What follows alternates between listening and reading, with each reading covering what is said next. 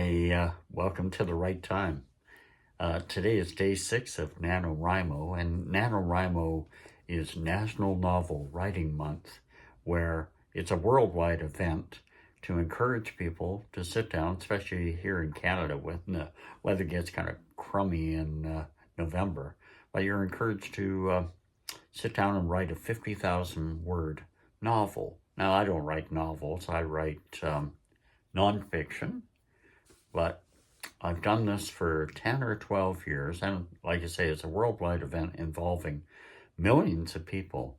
And there are events where you get together with one another and write with other people.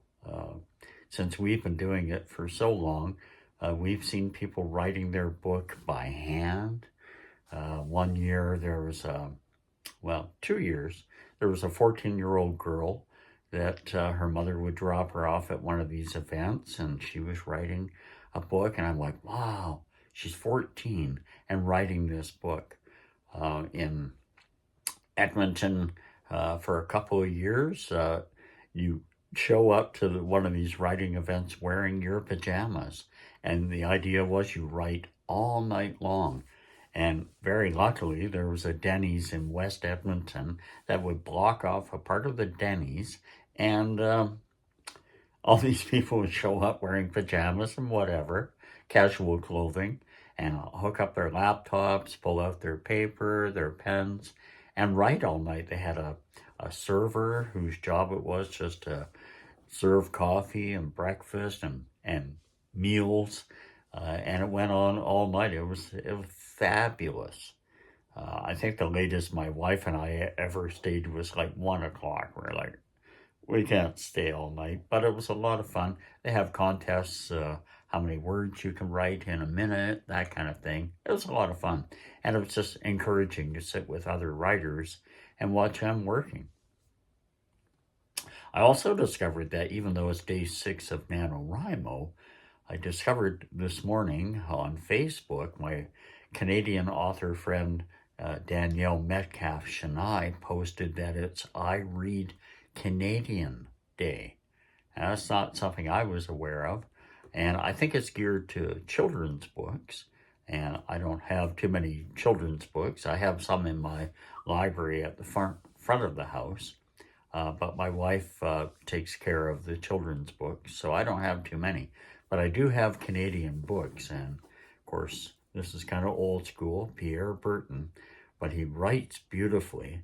And then if he writes a book about how to write, it's a pretty good book to have on your shelf.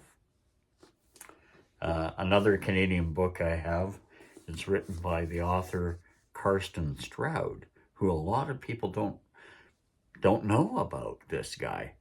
Oftentimes I'll go into a used bookstore and say, hey, you got any Karsten Strouds? Because I'm missing pretty much just one book of his.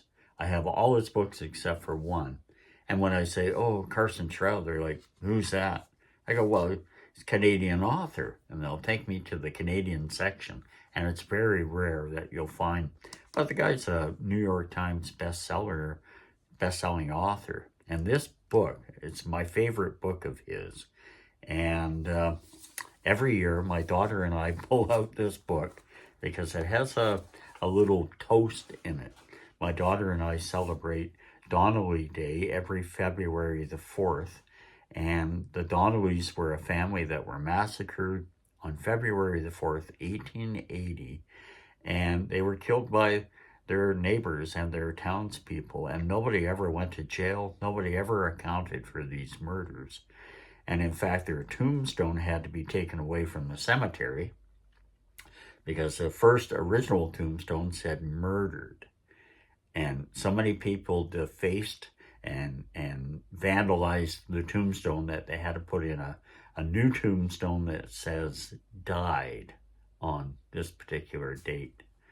Anyway, there's my daughter and I, we pour a little bit of whiskey. She doesn't drink, but she'll do this on February the 4th. We pour a little shot glass of whiskey, and we have this toast that's from the Karsten Stroud book. And the toast goes like this. Here's to us. The other person says, who's like us?